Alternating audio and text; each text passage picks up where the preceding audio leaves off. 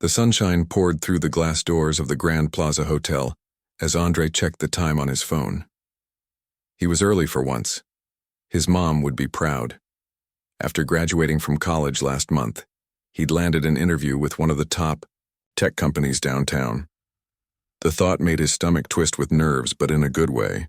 Just breathe, he whispered to himself, adjusting his blue tie in the reflection of the hotel's polished marble column. He'd saved up for months to buy this suit. It fit him perfectly, and he stood a little taller, knowing he looked the part. Kior. Hotel lobby buzzed with activity. Business people typing away on laptops, tourists studying maps, and hotel staff moving with purpose. Andre took a seat in one of the plush chairs near the coffee shop. His interview wasn't for another hour, but he wanted to go over his notes one more time and maybe grab a coffee to calm his nerves. He pulled out his tablet and began reviewing his portfolio when he noticed a woman smiling at him from across the lobby. She gave him a small wave, and Andre realized she must have mistaken him for someone else. He politely nodded back and returned to his notes. A few minutes later, a man in an expensive-looking suit sat down beside him. The man gave Andre a curious glance before opening his newspaper. Andre could feel the man watching him over the edge of the paper. "Excuse me, young man," the man finally said. "Are you waiting for someone?" "No, sir," Andre replied politely. "Just preparing for a job interview. It's in the building across the street, but I wanted to get here early to review my notes." The man nodded slowly. "I see. Well, good luck with that." He went back to his newspaper, but Andre could tell the man was still watching him. 20 minutes passed as Andre continued reviewing his materials. He decided it was time for that coffee. As he stood up and headed toward the coffee shop, a hotel staff member, a young woman with a name tag that read Lisa, approached him. "Can I help you, sir?" she asked, her voice friendly but her eyes uncertain. "I'm just heading to the coffee shop," Andre explained with a smile. "Are you a guest at the hotel?" Lisa asked.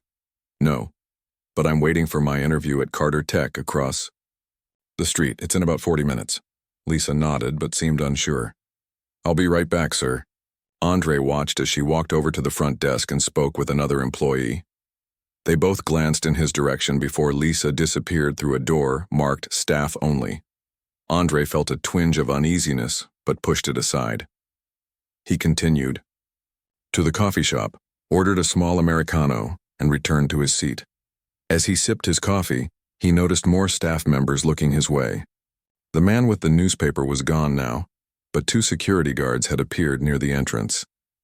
A few minutes later, a man in a crisp suit with a name badge that read Richard Wilson, Hotel Manager, approached Andre. His expression was stern, his back straight as a ruler. "Good morning, sir," Wilson said, his voice lacking any warmth. "I understand you're not a guest at our hotel?" Andre set down his coffee. "That's right. I have a job interview across the street in about half an hour. I came early to prepare." Wilson's eyes narrowed slightly. "I see. Well, I'm afraid our lobby is reserved for hotel guests and those with appointments within the hotel." Andre blinked, confused. "I'm sorry, I didn't realize. There were no signs saying, 'It's hotel policy.'" Wilson cut him off. "I'm going to have to ask you to leave." Andre looked around. Several other people were sitting in the lobby who clearly weren't hotel guests. An older couple looking at tourist maps. A group of young professionals with laptops, none of whom were being approached by staff. "Is there a problem with me specifically?" Andre asked, his voice calm despite the heat rising in his chest. Wilson's jaw tightened. "No problem at all. We're simply enforcing our policy. Now, if you wouldn't mind," he gestured toward the door. Andre slowly packed up his tablet. "I just bought this coffee," he said, holding up his cup. "You can take it with you," Wilson replied coldly. Andre stood, straightening his tie. He could feel eyes on him from around the lobby. "Can I ask why those people aren't being asked to leave?" He nodded toward the others sitting nearby. Wilson's face hardened. "Sir, if you're going to be difficult, I'll have to call security." As if on cue, The two security guards began moving in their direction. Andre felt his heart race, but he kept his composure. This wasn't the first time he'd experienced this kind of treatment, but it never got easier. "I don't want any trouble," Andre said, gathering his things. "I just want to understand the policy." "The policy is what I say it is," Wilson replied, his voice low. "Now please leave before this becomes an issue." Andre looked at his watch. Still 25 minutes until his interview. His coffee was only half finished. The unfairness of the situation made his stomach knot, but he knew better than to argue further. As he walked toward the door, his phone buzzed. It was a text from his mother. "How's it going, honey? Crushing that interview prep?" Andre stopped and looked back at Wilson, who was watching him with cold eyes. Something shifted inside him. His mother had always taught him to stand up for himself, to know his worth. She hadn't raised him to slink away when treated unfairly. He typed a quick reply. "Mom, you won't believe what's happening at the Grand Plaza Hotel right now." Andre turned back toward Wilson. "Actually, I'd like to speak to your supervisor." Wilson let out a short, dismissive laugh. "I am the supervisor. I'm the hotel manager." "Then I'd like to speak to your boss," Andre replied, standing his ground. "I believe I'm being discriminated against, and I'd like to file a formal complaint." Wilson's face flushed. "Listen, young man, I don't know what you're implying, but—" "I'm not implying anything," Andre interrupted. "I'm stating facts. You're asking me to leave while allowing others to stay.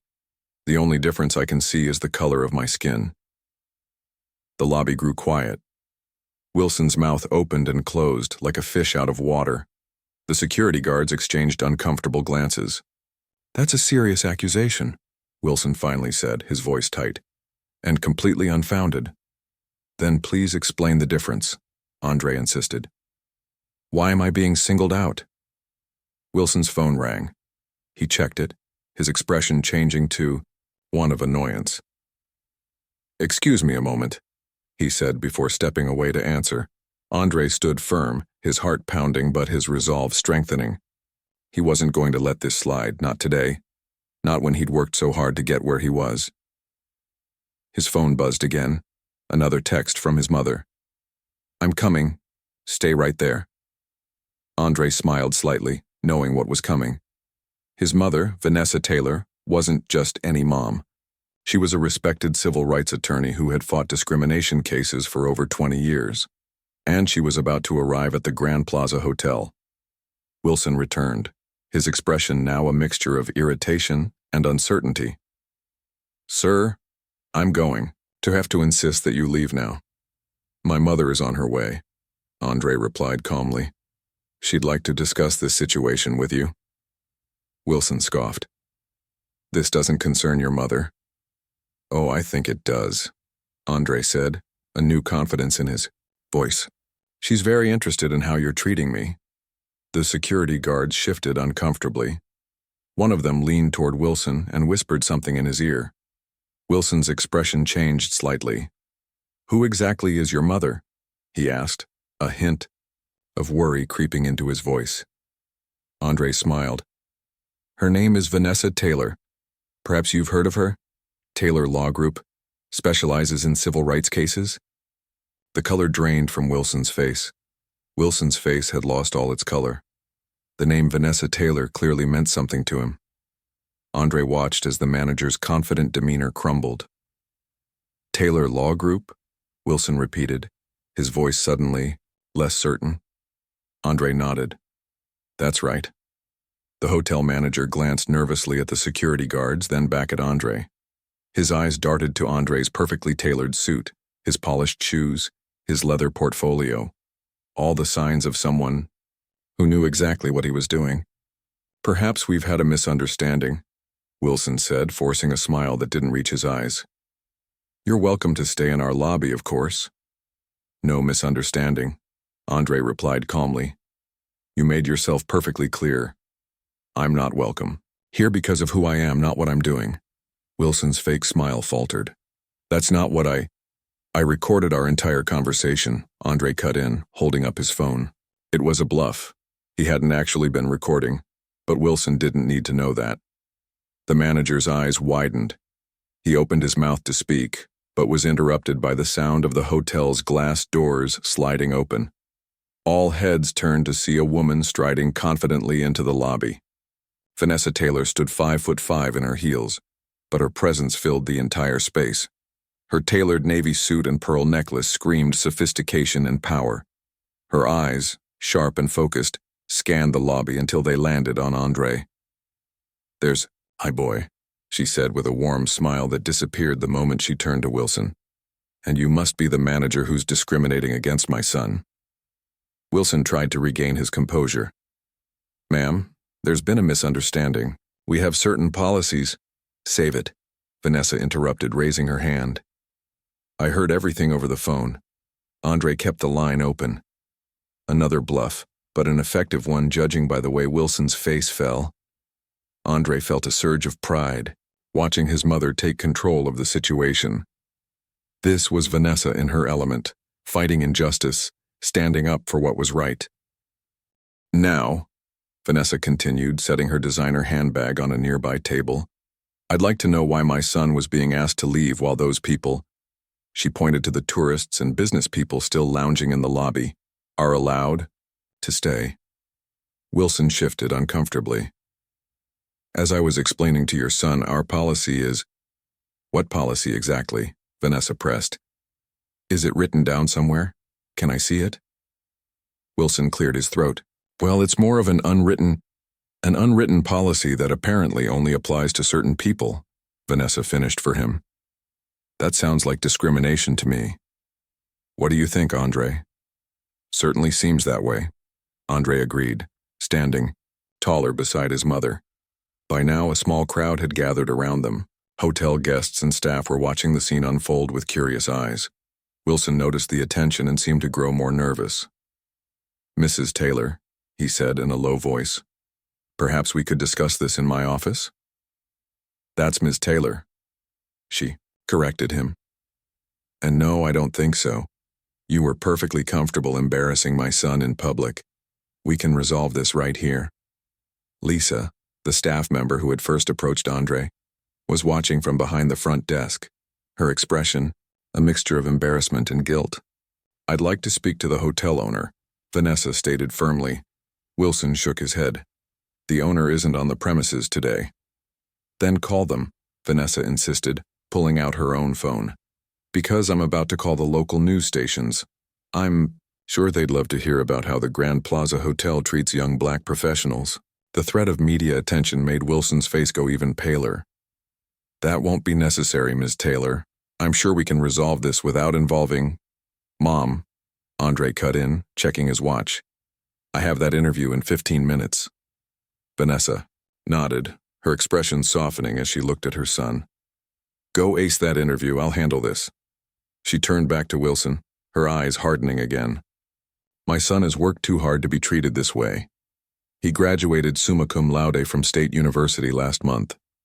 He's interviewing for a position that most people with twice his experience couldn't qualify for. And you have the audacity to assume he doesn't belong here because of how he looks?" Wilson seemed to shrink under her words. "I never said—" "You didn't have to say it," Vanessa snapped. "Your actions made it perfectly clear." Andre checked his reflection one last time in the marble column. "Mom, I should go. I don't want to be late." Vanessa squeezed his arm. "You go show them what you're made of. I'll be right here when you're done." Andre nodded, then turned to Wilson. "I hope no one else has to experience what I did today." As Andre walked toward the door, guests parted to let him through. Some offered encouraging smiles while others looked away in embarrassment. He held his head high, refusing to let what happened affect his confidence. Outside, the fresh air filled his lungs. He took a deep breath, pushing the incident aside, to focus on his interview. He had worked too hard to let Wilson's prejudice throw him off his game. Back in the lobby, Vanessa was just getting started. "Now, Mr. Wilson, let's talk about what happens next." Wilson glanced around nervously at the growing audience. "Perhaps we should continue this conversation somewhere more private?" "No," Vanessa replied firmly. "You publicly humiliated my son. We'll resolve this publicly." One of the security guards leaned toward Wilson. "Sir, Ms. Taylor won the Bridges discrimination case against Westfield Hotels last year. It was all over the news." Wilson's eyes widened with recognition. The Westfield case had resulted in a multi-million-dollar settlement and a complete overhaul of the hotel chain's policies. The CEO had even been forced to resign. "Ms. Taylor," Wilson said, his voice now trembling slightly, "I assure you that the Grand Plaza Hotel does not condone discrimination of any kind. What happened with your son was clearly a misunderstanding." "A misunderstanding?" Vanessa repeated, her voice rising. "My son was the only person asked to leave this lobby. The only African-American person in the lobby, I might add. That's not a misunderstanding, Mr. Wilson, that's a pattern." The crowd had grown larger. Hotel guests were openly watching now, some even recording the confrontation on their phones. Among them was a woman who stepped forward. "Excuse me," she said. "I saw what happened. I was sitting right over there." She pointed to a seating area near where Andre had been. "That young man wasn't doing anything wrong. He was just sitting quietly, working on his tablet." Wilson looked like he wanted the floor to open up and swallow him. "Thank you for your input, ma'am. But this is a matter between the hotel and—" "I'd like to hear what she has to say," Vanessa interrupted, turning to the woman. "Please, go on." The woman, an older lady with silver hair and kind eyes, nodded. "I've been sitting in this lobby for over an hour waiting for my daughter. Nobody asked me to leave. That young man was minding his own business just like I was. The only difference I could see was the color of his skin." Murmurs rippled through the crowd. Wilson's face flushed with embarrassment. "Thank you," Vanessa said to the woman before turning back to Wilson. "Still think it was a misunderstanding?" Wilson swallowed hard. "Ms. Taylor, on behalf of the Grand Plaza Hotel, I sincerely apologize for this unfortunate incident. I can assure you that I personally will make sure nothing like this ever happens again."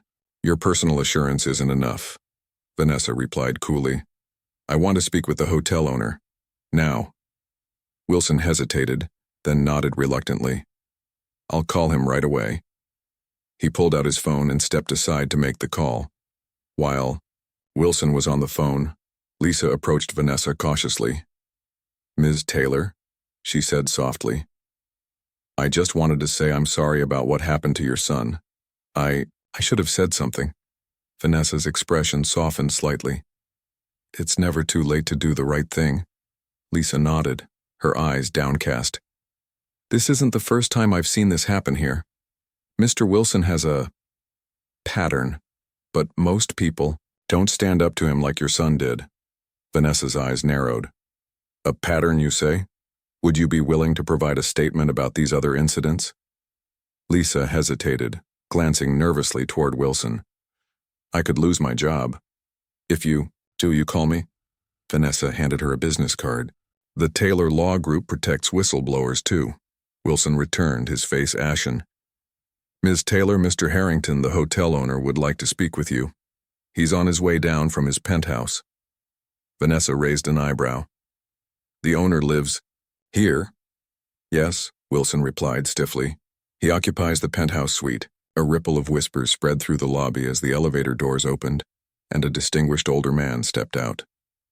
Thomas Harrington, owner of the Grand Plaza Hotel, and 3 others in the city, made his way across the lobby toward Vanessa.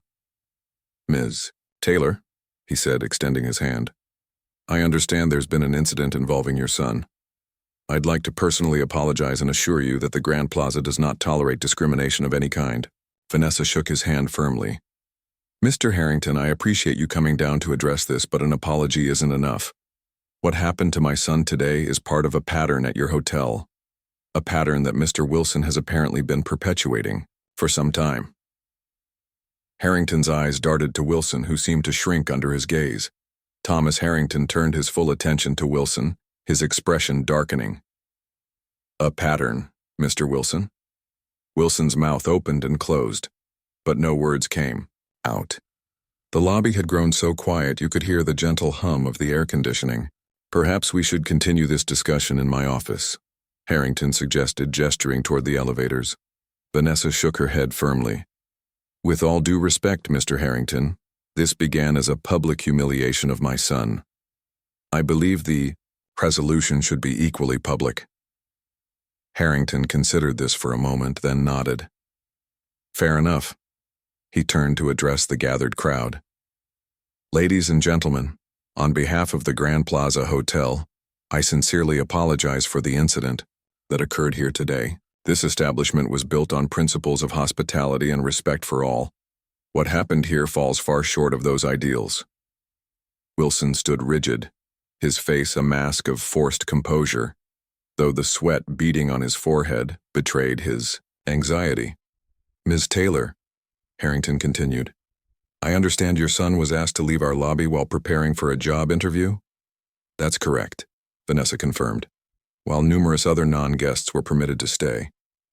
Harrington's gaze swept the lobby, taking in the various people still seated in the comfortable chairs and sofas. And can you tell me exactly what happened? Vanessa recounted the events, her voice clear and controlled. As she spoke, Lisa, the staff member, inched closer, nodding slightly at certain points in the story. When Vanessa finished, Harrington turned to Wilson. Is this accurate, Mr. Wilson? Wilson straightened his tie nervously. Sir, I was simply enforcing our policy about non-guests using the lobby. What policy? Harrington interrupted. I don't recall approving any such policy. Wilson faltered. Well, it's more of an unwritten guideline to ensure our guests have priority access to. An unwritten guideline that you seem to apply selectively, Harrington noted, his voice stern. Lisa stepped forward, her hands trembling slightly. Mr. Harrington, if I may. All eyes turned to her. Wilson shot her a warning glance, but she continued. This isn't the first time this has happened, she said, her voice growing stronger with each word.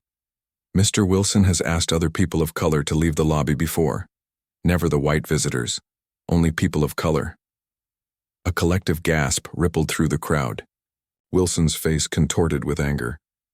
That's a lie, he hissed. Lisa, you're completely out of line. Is she? Another voice called out. A young man in a bellhop uniform stepped forward. I've seen it too, at least 3 times in the past month, alone. Wilson's face had gone from red to purple. This is absurd. I've been managing this hotel for 7 years without a single complaint. Actually, Harrington said quietly, that's not entirely true. There have been complaints, Mr. Wilson. Complaints that apparently never made it to my desk. He pulled out his phone, tapped a few times, and began reading. June 12th complaint about selective enforcement of lobby policies. May 4th, guest comment about uncomfortable racial dynamics observed in the lobby. April 22nd, a 1-star review mentioning discriminatory treatment of a guest's business associate. Wilson's face drained of color. I can explain.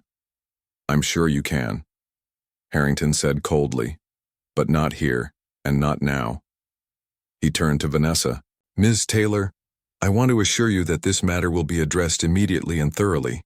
The Grand Plaza has a zero-tolerance policy for discrimination of any kind. I'm glad to hear that, Vanessa replied. But I'm concerned about the staff members who've come forward today. They've shown remarkable courage, and I want to ensure they won't face retaliation. Harrington nodded firmly. They have my personal guarantee.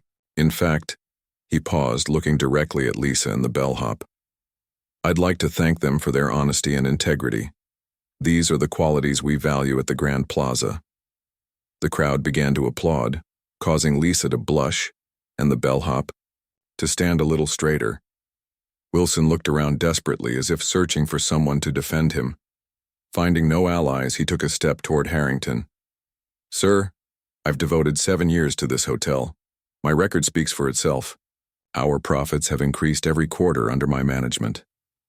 Profits at the expense of our principals aren't profits worth having, Harrington replied. Then, loud enough for everyone to hear, he added, Mr. Wilson, consider yourself suspended pending a full investigation. Please hand your access card to the front desk and leave the premises immediately. The crowd erupted in applause again. Wilson stood frozen in shock, unable to process what was happening. "But sir," he stammered, "you can't just—" "I can, and I have." Harrington cut him off. "This is my hotel, and these are my decisions. The Grand Plaza stands for something, Mr. Wilson. Today you've reminded me how important it is to protect those values." As if in a daze, Wilson removed his access card from his pocket and placed it on the front desk. Without another word, he turned and walked stiffly toward the exit, the same doors through which he had tried to force Andre to leave. As the doors closed behind Wilson, Vanessa turned to Harrington. "That was a good first step, Mr. Harrington. But there's still the matter of addressing the systemic issues that allowed this behavior to continue unchecked for so long." Harrington nodded solemnly. "You're absolutely right, Ms. Taylor. I'd like to invite you to help us review and revise our policies. Your expertise would be invaluable." "I'd be happy to assist," Vanessa replied. "My firm specializes in helping businesses create more inclusive environments." "Perfect," Harrington said, extending his hand. "And please, extend my personal apology to your son. I'd like to meet him when he returns from his interview." Meanwhile, across the street, Andre sat in the waiting area of Carter Tech, reviewing his notes one last time before his interview. His phone buzzed with a text from his mother. "Wilson suspended. Owner apologized. Focus on your interview. You've got this." Andre smiled, took a deep breath, and tucked his phone away. His mother had always taught him to stand up for himself, while letting his work speak for itself. Today, he would do both. "Mr. Taylor," a voice called. "We're ready for you now." Andre stood, straightened his tie, and followed the interviewer into the conference room. As he took his seat, he couldn't help but feel a renewed sense of purpose. What had started as an attempt to silence and erase him had become a catalyst for change. Back at the Grand Plaza, Harrington addressed the hotel staff who had gathered in the lobby. "Today has been a wake-up call," he began. "For too long, I've been focused on the business side of things while losing sight of what matters most, how we treat people. That changes today." He announced an immediate review of all hotel policies and practices, mandatory sensitivity training for all staff, and the creation of a new position, Director of Guest Experience and Inclusion. "And I'd like to offer this position to Lisa," he added, turning to the surprised staff member. "Your courage today showed me exactly the kind of leadership we need."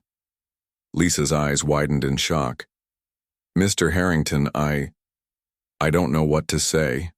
"Say yes," Vanessa encouraged her with a warm smile. "The best way to change a system is from within." Lisa stood a little straighter.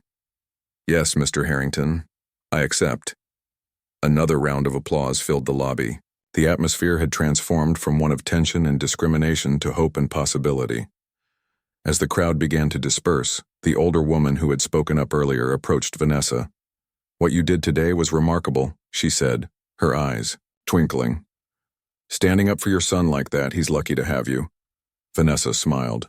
"Thank you, but the remarkable one is my son." He refused to be silenced. He knew his worth and wouldn't let anyone diminish it. "That's not luck. That's how I raised him." The woman nodded appreciatively. "The world needs more mothers like you, and more young men like your son." As they chatted, Harrington approached with a thoughtful expression. "Ms. Taylor, I've been thinking about what happened today, and I believe there's an opportunity here that goes beyond just our hotel. I'm—" "Listening," Vanessa said. "I own 3 other hotels in the city, and I'd like to implement these changes across all of them. Moreover, I sit on the board of the City Hotel Association. With your help, we could develop a set of best practices and training programs that could benefit hotels throughout the region." Vanessa's eyes lit up. "Mr. Harrington, I think that's an excellent idea. Systemic problems require systemic solutions." "Exactly," Harrington agreed. "What happened to your son today shouldn't happen to anyone, anywhere." As they discussed the possibilities, Vanessa received another text from Andre. "Interview went great. They want me to meet the team next week." She smiled proudly. Despite everything that had happened, Andre had remained focused and determined. That was the kind of strength that couldn't be taught. It had to be lived. 2 hours later, Andre returned to the Grand Plaza Hotel. The lobby looked the same, but something had changed. The energy was different, lighter, more welcoming. Vanessa spotted him first. "There he is," she called out, rushing over to embrace him. "How did it go?" "Really well," Andre replied, his smile bright. "They seemed impressed with my portfolio, and they've invited me back for a second round next week." "I knew you'd nail it," Vanessa said proudly. "Nothing can hold you back when you know your worth." Harrington approached them, extending his hand to Andre. "Mr. Taylor, I'm Thomas Harrington, owner of the Grand Plaza. I want to personally apologize for your experience here today. It was unacceptable and not representative of the values we stand for." Andre shook his hand firmly. "Thank you, Mr. Harrington. I appreciate your taking this seriously." "More than seriously," Harrington replied. "Your courage has sparked some overdue changes around here. Sometimes it takes someone standing up and saying enough to make people see what's been right in front of them all along." Andre nodded thoughtfully. "My mom always says that change doesn't happen when we stay silent." "Your mom is a wise woman," Harrington smiled, glancing at Vanessa. "And quite formidable." "You have no idea," Andre laughed. As they talked, hotel guests and staff members approached Andre, offering words of support and admiration. What had begun as a humiliating experience had transformed into something powerful. A moment of community, of people coming together to say that discrimination would not be tolerated. Lisa, newly promoted to Director of Guest Experience and Inclusion, approached with a smile. "Mr. Taylor, we've prepared a complimentary lunch for you and your mother in our restaurant. It's the least we can do." "Thank you," Andre replied. "But I think my mom and I have other plans." He turned to Vanessa. "Celebratory lunch at Giovanni's?" Vanessa nodded. "Our tradition. Good interviews deserve great pasta." As they prepared to leave, Harrington stopped them. "Before you go, I want you to know that you'll always be welcome at the Grand Plaza. In fact, I'd like to offer you a lifetime VIP guest status at all of our properties." Andre smiled. "That's very generous, Mr. Harrington. But the most important thing is that everyone feels welcome here, VIP or not." Harrington nodded in agreement. "We're working on that, thanks to you." As Andre and Vanessa stepped out of the Grand Plaza Hotel, the bright afternoon sun warmed their faces. They walked arm in arm toward Giovanni's, their favorite Italian restaurant just a few blocks away. "I'm so proud of you," Vanessa said, squeezing her son's arm gently. "Not just for the interview, but for how you handled yourself back there." Andre smiled. "I learned from the best, Mom." They found a quiet table near the window at Giovanni's. After ordering their usual spaghetti carbonara for Andre and chicken piccata for Vanessa, they finally had a moment to reflect on everything that had happened. "So tell me more about the interview," Vanessa said, taking a sip of her water. "You said it went well?" Andre's eyes lit up. "It was amazing, Mom. They loved my portfolio, especially the community app project I worked on last semester. The lead developer said it showed innovative thinking and social awareness, his exact words. That's my boy," Vanessa beamed, "always thinking about how technology can help people, not just make money." "They're working on some incredible projects," Andre continued, his excitement building, "including a platform that helps small businesses in underserved communities get online and connect with customers. It's exactly the kind of work I want to be doing." "Sounds perfect for you," Vanessa agreed. "When will you hear back?" "They want me to come in next Tuesday to meet the rest of the team and discuss specific projects," Andre explained. "The HR person said it's basically a formality. They're very interested." "I'm not surprised," Vanessa said proudly. "You've worked so hard for this opportunity." Their food arrived, steaming and aromatic. As they began to eat, Andre grew quiet, thoughtful. "Something on your mind?" Vanessa asked, noticing the change in his demeanor. Andre twirled pasta around his fork. "I was just thinking about what happened at the hotel. It's not the first time something like that has happened to me, but..." "But what?" Vanessa prompted gently.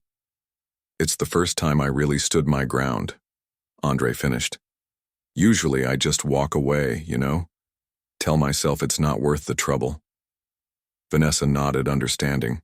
"It's exhausting to always have to fight, to always be the one educating others about their biases." "Exactly," Andre agreed. But today, when I thought about everything I've accomplished, everything I've worked for, I just couldn't let it slide. I couldn't let him make me feel like I didn't belong there. That's growth, Vanessa said softly. Knowing when to walk away and when to stand firm. I just wish... Andre hesitated. I just wish it wasn't necessary. I wish I could just go about my day like everyone else without having to prove I belong wherever I go. Vanessa reached across the table and took her son's hand. I know, baby. I wish that too. And we're working toward that world, one confrontation at a time if necessary. Andre squeezed his mother's hand. You were amazing back there, by the way. The look on Wilson's face when you walked in, priceless. Vanessa laughed. Well, he picked the wrong young man to mess with, didn't he? Their meal continued with lighter conversation, Andre's upcoming graduation ceremony, Vanessa's latest case, plans for the weekend. For a while, they were just mother and son enjoying lunch together, the tension of the morning fading away. As they finished their meal, Andre's phone buzzed with a notification. He checked it, and his eyes widened. What is it? Vanessa asked. It's trending on social media, Andre said, showing her his phone. Someone recorded what happened at the hotel and posted it online. Look at the comments. Vanessa scrolled through the comments on the video, which had already been shared thousands of times. This is how you stand up to discrimination. That hotel manager got exactly what he deserved, the way his mom came in like a superhero. This happens every day. Thank goodness someone recorded it. I had no idea anyone was recording, Andre said, still scrolling through the comments. In today's world, someone is always recording, Vanessa replied. The question is, how do you feel about this being online? Andre thought for a moment. I'm actually okay with it. Maybe it will help someone else who finds themselves in a similar situation. Just then, Andre's phone rang. It was a number he didn't recognize. Hello? He answered cautiously. Is this Andre Taylor? A woman's voice asked. Yes, it is. Mr. Taylor, my name is Diane Reynolds from Channel 7 News. We've seen the video of what happened at the Grand Plaza Hotel this morning, and we'd like to interview you and your mother for our evening broadcast. Your story is resonating with a lot of people. Andre looked at his mother, covering the phone.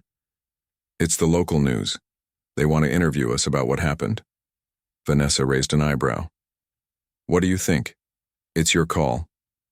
Andre considered, for a moment. Public speaking had never been his favorite thing, but he recognized the opportunity to turn a negative experience into something positive. Ms. Reynolds, he said into the phone. I think we'd be willing to do that interview, but I have one condition. What's that? The reporter asked. I don't want this to be just about one incident or one hotel manager. I want to talk about the bigger picture, how these small moments of discrimination add up, and how important it is for people to stand up for themselves. I think that's exactly the conversation we should be having, Ms. Reynolds replied enthusiastically. Could you come to our studio at 4 p.m. today? After confirming the details, Andre hung up and looked at his mother. Are you sure you're okay? With this, being on the news and everything? Vanessa smiled. Honey, I've spent my career fighting for justice. Sometimes that means speaking out publicly. The question is, are you ready for this? Andre nodded slowly. I think I am. If sharing what happened helps even one person, then it's worth it. They paid their bill and headed out, deciding to walk the few blocks to Vanessa's office to prepare for the interview. As they walked, Andre's phone continued to buzz with notifications. The video was spreading rapidly, and people from all over were sending messages of support. This is crazy, Andre murmured, scrolling through his phone. I've got messages from people I haven't talked to since high school. That's how change happens, Vanessa said.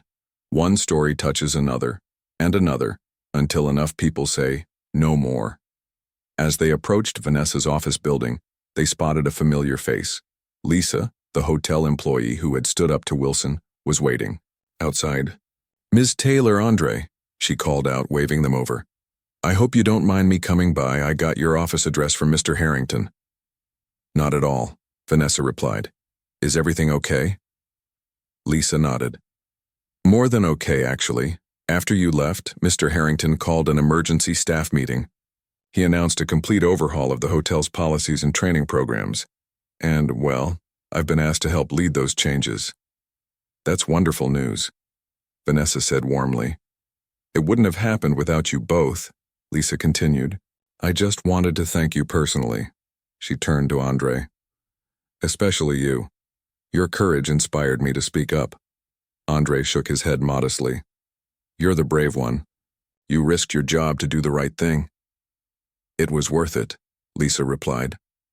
For too long I watched Wilson discriminate against people and said nothing. Not anymore. As they chatted, more notifications buzzed on Andre's phone. He checked it and laughed in disbelief. What now? Vanessa asked. Carter Tech, the company I interviewed with this morning. They just emailed me. They've seen the video too, and... He paused, reading the email carefully. They've fast-tracked my application. They're offering me the job. Vanessa let out a joyful whoop and hugged her son tightly. See? Standing up for yourself has all kinds of unexpected benefits. Lisa congratulated him warmly. You deserve it. The way you handled yourself today showed real character. As they continued toward Vanessa's office discussing the upcoming news interview, Andre felt a strange mix of emotions. The day had started with humiliation and anger, but was ending with opportunity and hope. He thought about how quickly things had changed, how one moment of standing firm had created ripples that were still spreading outward. Inside Vanessa's office, they prepared for the interview, discussing key points they wanted to make. Andre was nervous but determined to use this platform to address the larger issues at play.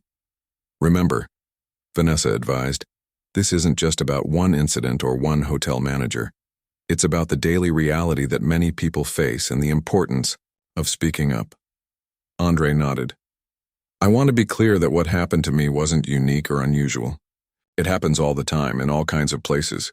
The only unusual part was that someone was held accountable. At 3:30 p.m. they headed to the Channel 7 studio. The building was modern and imposing, with the station's logo prominently displayed out front. Inside, they were greeted by Diane Reynolds, a professional-looking woman in her 40s with a warm smile. Thank you both for coming, she said, shaking their hands. Your story has really struck a chord with our viewers. The video has been shared over 50,000 times since this morning. She led them to a small studio where chairs had been arranged for the interview. As the crew adjusted lighting and sound, Andre took deep breaths to calm his nerves. You've got this? Vanessa whispered, squeezing his hand reassuringly. The interview began with Diane asking Andre to recount what had happened at the hotel that morning. He told the story clearly and calmly, emphasizing how Wilson had singled him out while ignoring others in the lobby. And what was going through your mind when this was happening? Diane asked. Andre thought for a moment. Honestly, at first it was just confusion, then anger. But mostly I felt this sense of tiredness. Like, here we go again. Another day, another reminder that some people will always see me as not belonging. That must be exhausting, Diane commented. It is, Andre agreed. But then I thought about everything my mom has taught me about standing up for myself, about knowing my worth. And I decided that today wasn't going to be another day of just walking away. The conversation shifted to Vanessa's arrival and the confrontation with Wilson and Harrington. Vanessa explained how important it was to address not just the individual incident, but the systemic issues that allowed such behavior to continue. What's been the response since this morning? Diane asked. Overwhelming, Andre replied. The video, going viral, messages of support from people I don't even know. And actually, the company I interviewed with this morning has offered me the job. Congratulations, Diane said sincerely. That's wonderful news. But the most important response, Vanessa added, has been from the hotel itself. The owner has suspended the manager pending investigation and committed to comprehensive changes in their policies and training. That's the kind of institutional response we need to see more of. As the interview continued, Andre found his nervousness fading. This wasn't just about him anymore. It was about contributing to an important conversation, about turning a painful experience into a catalyst for change. What would you say to others who find themselves in similar situations? Diane asked as the interview neared its end. Andre looked directly into the camera. Know your worth, trust your instincts, and don't be afraid to stand up for yourself, even when it's difficult, especially when it's difficult. Vanessa nodded proudly beside him. And remember, you're not alone. There are people and organizations ready to support you. The more we speak up, the harder it becomes for discrimination to hide in the shadows. The interview aired on the 6 o'clock news that evening. Andre and Vanessa watched it together at home, joined by Andre's younger sister Zoe, who had rushed back from her college campus after seeing the viral video. You guys were amazing, Zoe said, beaming with pride as the segment ended. Mom, you were like a superhero walking into that hotel, Vanessa laughed, patting her daughter's hand. Just doing what any mother would do. Not any mother, Andre corrected. Her. You. You taught us to stand up for ourselves, to know our worth. Not everyone gets that. The interview had been even more powerful than they expected. Diane Reynolds had done an excellent job of placing their experience within the broader context of everyday discrimination. The station had also included comments from other people of color who had faced similar situations, highlighting the pervasiveness of the problem. Andre's phone hadn't stopped buzzing since the broadcast. Friends, former classmates, and even strangers were reaching out with messages of support and their own stories.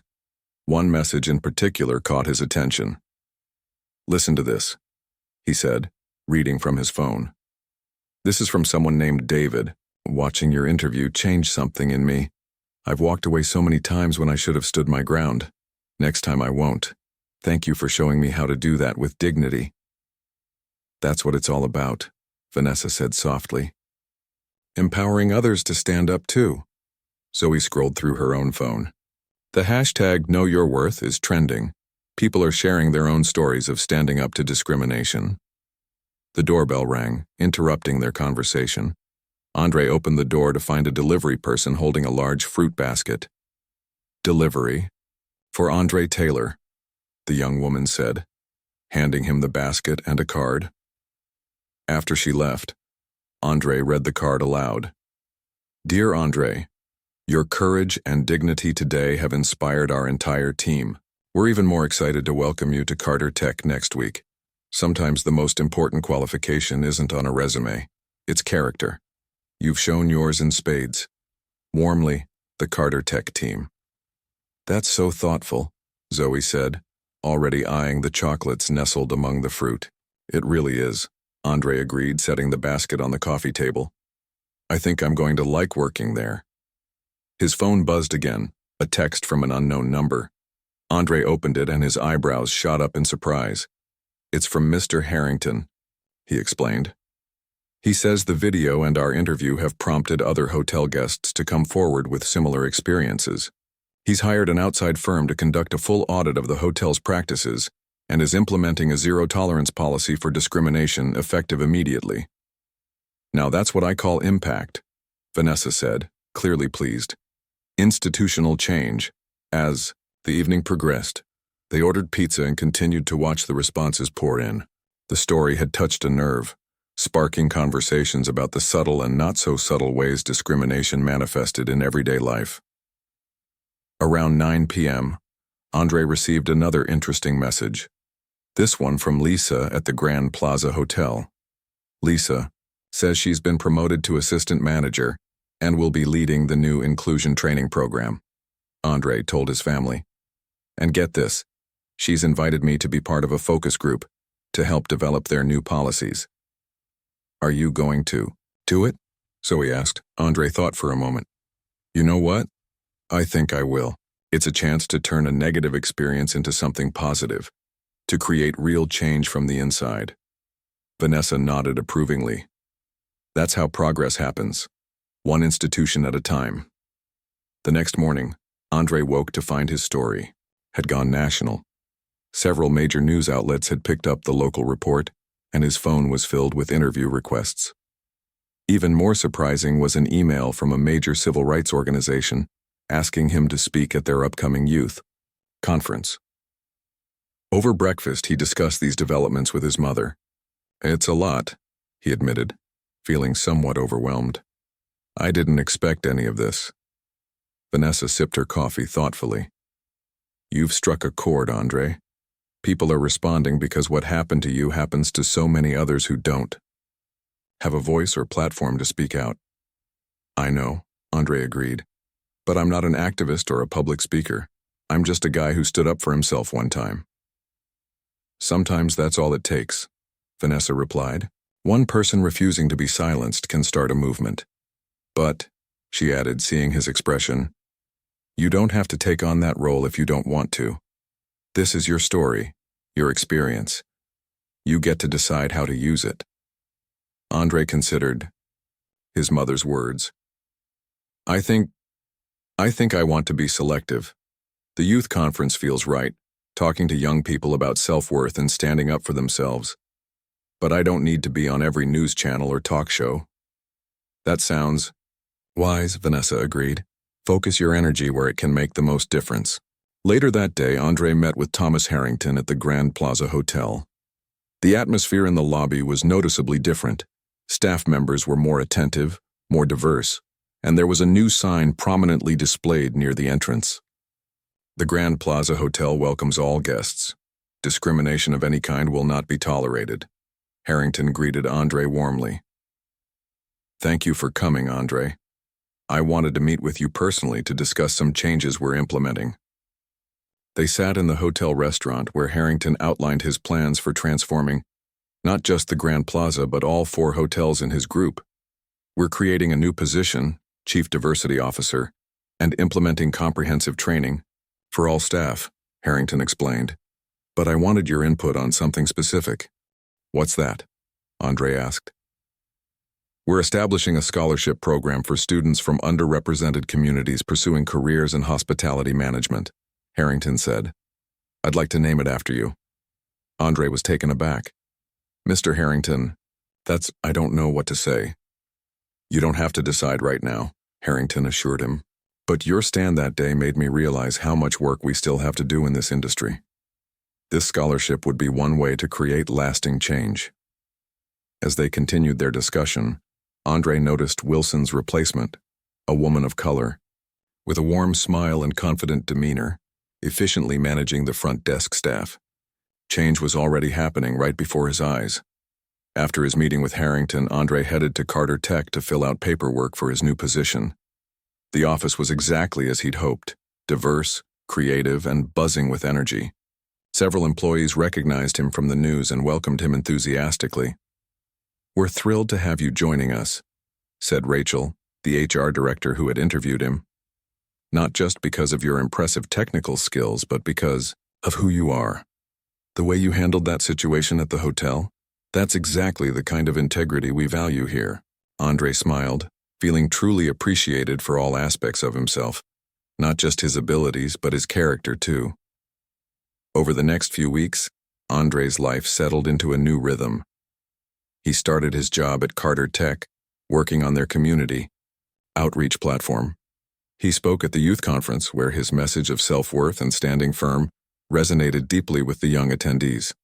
And he consulted with the Grand Plaza Hotel on their new inclusion policies, helping to ensure they would create meaningful change. 1 month after the incident, Andre returned to the Grand Plaza Hotel, this time as an honored guest. The hotel was hosting the launch of their new scholarship program and diversity initiative. The lobby was filled with community leaders, hotel industry representatives, and media. As Andre stood at the podium to address the crowd, he took a moment to reflect on how much had changed in just 4 weeks. "A month ago, I walked into this lobby as a young man preparing for a job interview," he began. "I was told I didn't belong here.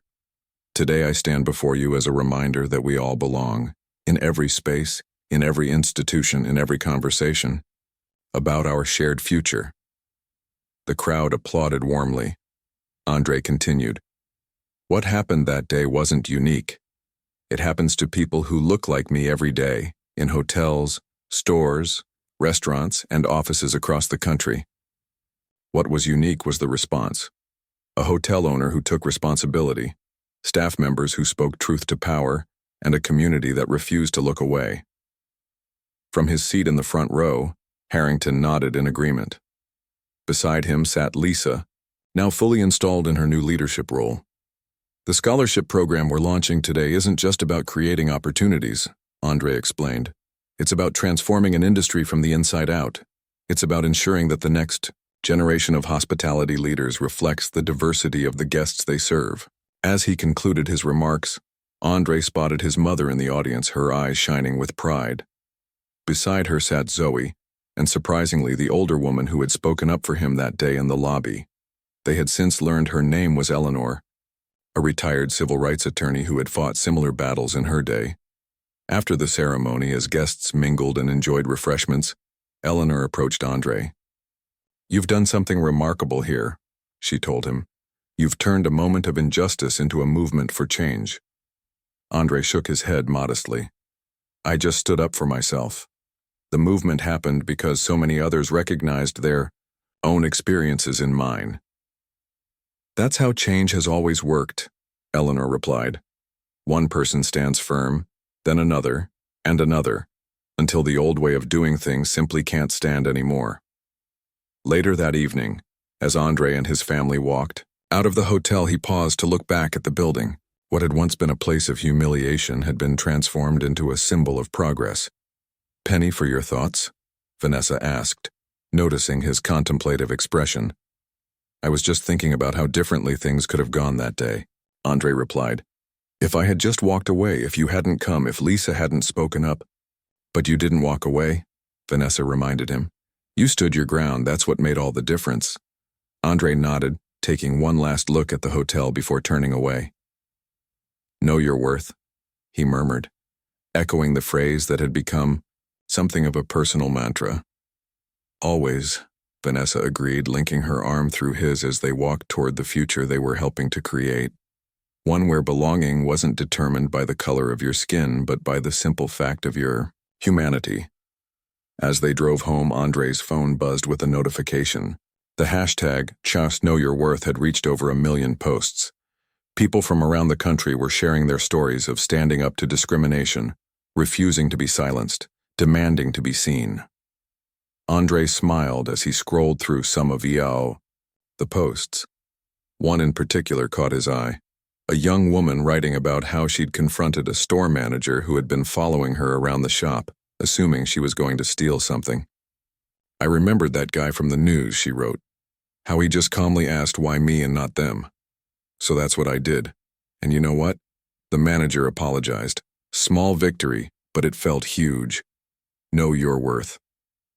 "Look at this, Mom," Andre said, showing her the post at a stoplight. Vanessa read it and smiled. "That's how it happens, one person at a time, one situation at a time." "It doesn't fix everything," Andre acknowledged. "There's still so much work to do." "Of course," Vanessa agreed. "But it's a start. And sometimes that's all we need. A start. A spark. A single moment of someone saying, 'Enough.'"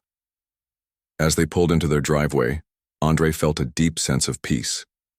The past month had been unexpected in every way, transforming a moment of discrimination into an opportunity for growth and change. He had discovered a voice he didn't know he had, and a platform he never expected to have. Tomorrow he would go back to his job at Carter Tech, working on projects he was passionate about. He would continue consulting with the Grand Plaza and other businesses interested in creating more inclusive environments. And he would keep sharing his story, reminding others that they too had the right to take up space, to be treated with dignity, to know their worth. The journey wasn't over. In many ways, it was just beginning. But for tonight, Andre was content, knowing that he had turned an attempt to make him invisible into a spotlight illuminating a path forward, not just for himself, but for countless others who would now find the courage to stand their ground and say, "I belong here too."